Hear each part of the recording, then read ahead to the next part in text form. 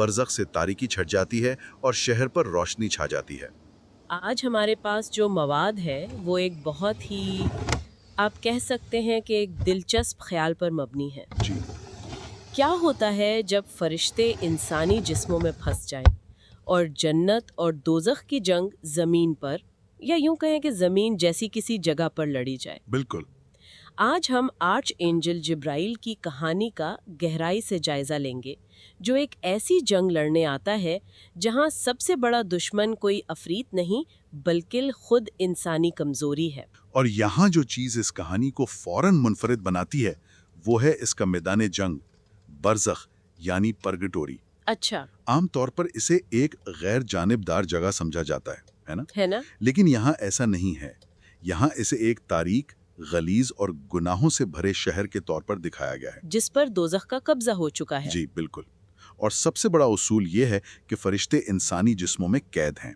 ये जिस्म उनकी ताकत का जरिया नहीं बल्कि उनकी सबसे बड़ी कमजोरी है। मतलब उन्हें भूख लगती है, वो थकते हैं, उन्हें दर्द होता है। हाँ, और वो इंसानी ख्वाहिशात का शिकार भी हो सकते हैं। तो ये जंग तलवारों से ज्यादा इरादों की जंग है। बिल्कुल।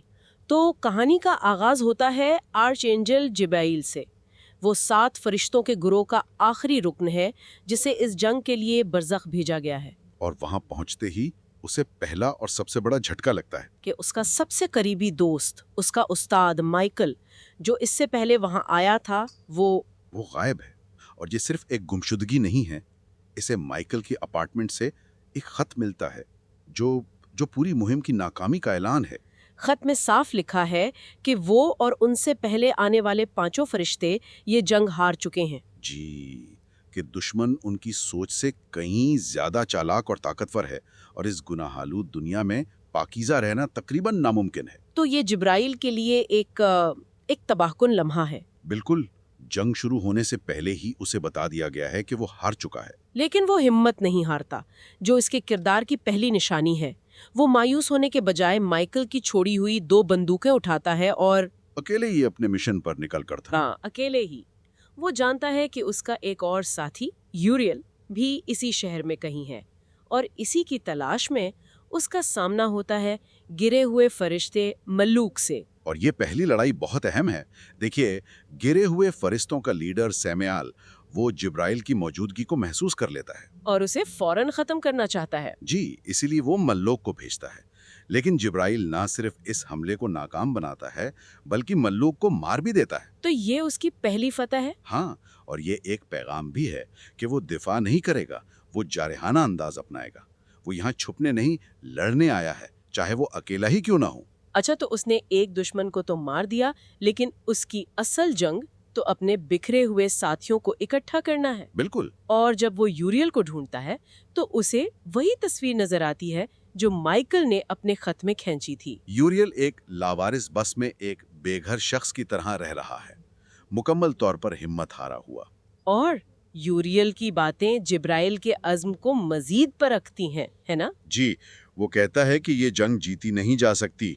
इंसानी जिस्मों में हम बहुत कमज़ोर हैं और अगर यहाँ मर गए तो हमारी रूहें हमेशा के लिए ख़त्म हो जाएंगी, वो जन्नत में वापस नहीं जाएंगी। ये तो मायूसी की इंतहा है। हाँ, वो लड़ने से इतना डरता है कि उसने अपनी शनाख्ती मिटा दी है। इस पर जिब्राइल का जो रद्द अमल है वो बहुत शदीद और मुतनाज़िया है। वो यूरियल की बातें सुनता है और फिर उसे एक छुरा घोंप देता है। ये एक चौंका देने वाला लम्हा है। वो ऐसा क्यों करता है? देखिए, ये एक इंतहाई खतरनाक नफसियाती चाल है। जिब्राइल समझता है कि यूरियल को बातों से कायल नहीं किया जा सकता, उसकी रूह मर चुकी है। अच्छा। तो वो उसे मौत के खौफ का सामना करवाता है ताकि उसे अपनी ताकत याद दिलाए।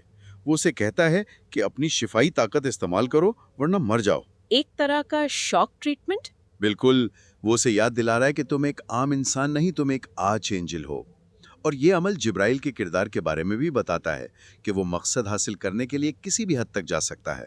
तो उसने यूरियल को एक झटका देकर उसकी हिम्मत किसी हद तक बहाल तो कर दिए, लेकिन बाकी टीम का क्या? क्या सभी इसी तरह मायूसी का शिकार है? अफसोस के साथ हाँ। और अगली मिसाल तो शायद सबसे ज्यादा दिल दहला देने वाली है। अमितल की? जी, उसे पता चलता है कि उसकी एक और साथी अमितिल, जो अब जेड के नाम से जानी जाती है, सैमुअल ने उसे ना सिर्फ नशे की आदी बना दिया है बल्कि उसे जिस्म फरोशी पर भी मजबूर कर दिया है। ये सिर्फ जिस्मानी शिकस्त नहीं, ये तो रूह की तजलील है। बिल्कुल। कहानियां दिखाती है कि सैमुअल की जंग का तरीका कितना सफाकाना है। वो फरिश्तों को मार नहीं रहा, वो उन्हें तोड़ रहा है, उनकी पाकीज़गी छीन रहा है। और जिब्राइल जब अमितल को बचाने पहुंचता है तो वो उसे एक मोटेल के कमरे में पाता है जहां दो लोग, जिनमें से एक गिरा हुआ फरिश्ता है। हाँ, वो उसे तशद्दुद का निशाना बना रहे होते हैं। और यहाँ जिब्राइल का किरदार एक मुहाफिज के तौर पर सामने आता है। वो इन दोनों को मार देता है और फिर अपनी ताकत इस्तेमाल करके एमिथिल के जिस्म से सारा जहर और नशा निकाल देता है। लेकिन यहाँ भी उसे वही मायूसी मिलती है। एमिटिल भी यही मानती है कि ये जंग हारी जा चुकी है। जी, और अब जिब्राइल को एहसास हो रहा है कि उसका असल दुश्मन सैमुअल की फौज नहीं बल्कि नाउमीदी का जहर है जो उसके अपने लोगों में फैल चुका है। और उसे तलवार से नहीं, अकीदे से लड़ना होगा। बिल्कुल। इसी दौरान उसे मजीद दो फरिश्तों का पता चलता है। एक है इथीरियल, जो जंग के खौफ से भागकर एक सूप किचन चला रहा है, गरीबों को खाना खिला रहा है। वो समझता है कि लड़ने से बेहतर है कि कुछ अच्छा काम किया जाए। और दूसरा है राफेल, जो शदीद जख्मी हालत में सुरंगों में छुपा हुआ है। ये सब किरदार इस जंग के मुख्तलिफ रद्द अमल दिखा रहे हैं, है ना? जी, यूरियल ने छुपने का इंतखाब किया, एमिटल मुकम्मल तौर पर टूट गई और इथीरियल ने लड़ाई से इनकार करके खिदमत का रास्ता अपनाया। वो सब अपने तरीके से सदमे से निपट रहे हैं। और जिब्राइल इन सबको इकट्ठा करने की कोशिश कर रहा है। लेकिन हर कोई दिखरा हुआ है। जब वो राफील को जख्मी हालत में पाता है तो वो एक लम्हा भी नहीं सोचता और अपनी आधी ताकत इस्तेमाल करके उसे मुकम्मल तौर पर ठीक कर देता है। लेकिन राफील खुश होने के बजाय उस पर गुस्सा करता है। क्यों? वो कहता है कि तुमने अपनी ताकत जाया करके दुश्मन को अपनी मौजूदगी का एहसास दिला दिया है। अच्छा। और ये उनके दरमियान एक बुनियादी फर्क को जाहिर करता है। जिब्राइल जज्बात और हमदर्दी से काम ले रहा है, वो अपने भाइयों को तकलीफ में नहीं देख सकता। जबकि राफेल एक स्ट्रेटेजिस्ट है, वो बड़ी तस्वीर देख रहा है। बिल्कुल। उसके नज़दीक जिब्राइल का ये अमल हमदर्दी नहीं, बेवकूफ़ी थी, जिसने उन सब को खतरे में डाल दिया है। इससे टीम के अंदर का तनाव भी जाहिर होता है। वो इकट्ठे तो हो रहे हैं लेकिन एक पेज पर नहीं है। तो अब जिब्राइल के पास एक छोटी टूटी हुई और बिखरी हुई टीम है और वो फैसला करता है कि बेहतरीन दिफा हमला है। जी, वो गिरे हुए फरिश्तूहूर एक एक करके ख़त्म करने का मंसूबा बनाता है ताकि सैमुअल को कमज़ोर किया जा सके। और वो एक रिवायती जंगी हिकमत अमली अपनाता है। बिल्कुल। वो आर्यन नामी एक गिरे हुए फरिश्ते को निशाना बनाता है जो एक गोदाम में मंशियात का कारोबार चलाता है। जिब्राइल वहां जाता है, उसके आदमियों को मारता है और एक शदीद लड़ाई के बाद आर्यन को भी ख़त्म कर देता है। उसे लगता है कि वो जंग जीत रहा है, एक एक करके दुश्मन कम कर रहा है। लेकिन असल में वो सैमुअल के बिछाए हुए जाल में फंस रहा है ना? सैमुअल उससे बराह रास्त लड़ने से गुरेज कर रहा है। उसकी हिकमत अमली कुछ और ही है। बहुत ज्यादा सफाकाना और कहीं ज्यादा मौसर। सैमुअल जानता है कि जिब्राइल की ताकत उसके साथ ही है, चाहे वो कितने ही टूटे हुए क्यों ना हो। तो वो उसकी ताकत को ही खत्म करना चाहता है। वो जिब्राइल को कमजोर करने के लिए उसकी पूरी सपोर्ट सिस्टम को तबाह करने का फैसला करता है।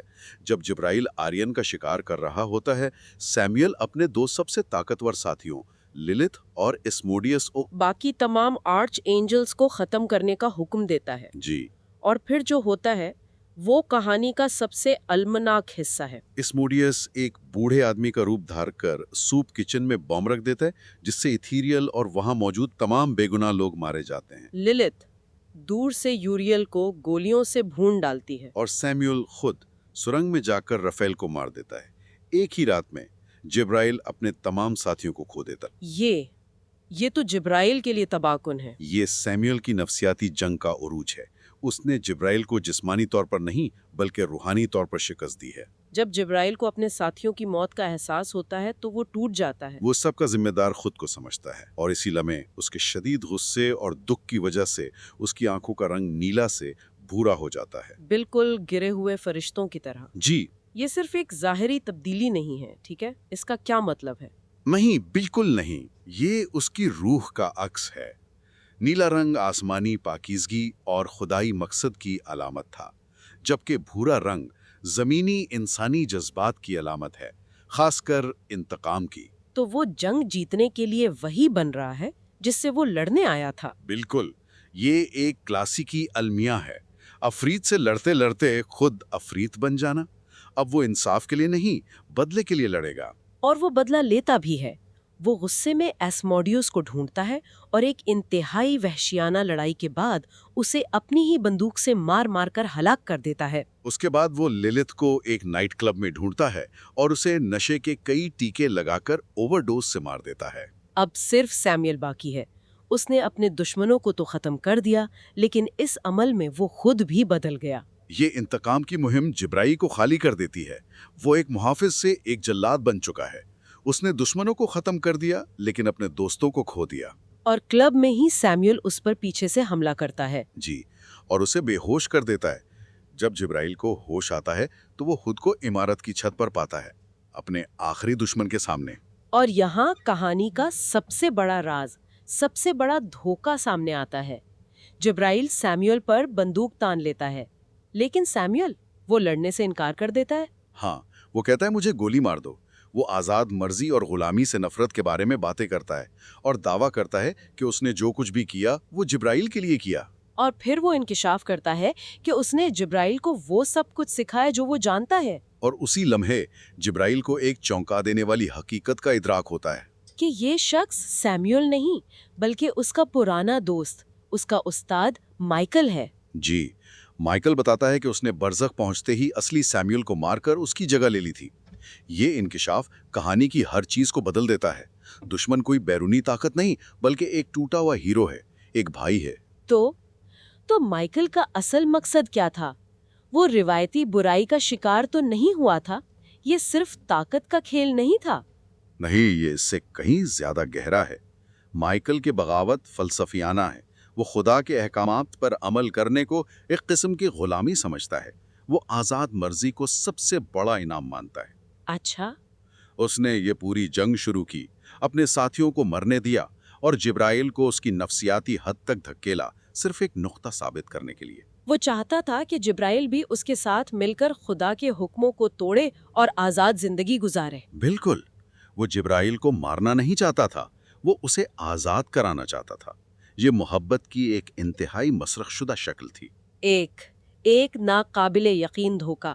جبرائیل اس کی پیشکش ٹھکرا دیتا ہے اور پھر ان دو بھائیوں کے درمیان وہ لڑائی ہوتی ہے جس کا سب کو انتظار تھا۔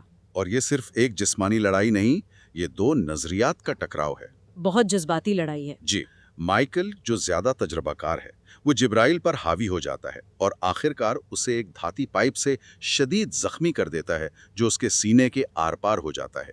جبرائیل مرنے کے قریب ہیں۔ لیکن پھر مائیکل کچھ ایسا کرتا ہے جس کی توقع نہیں تھی۔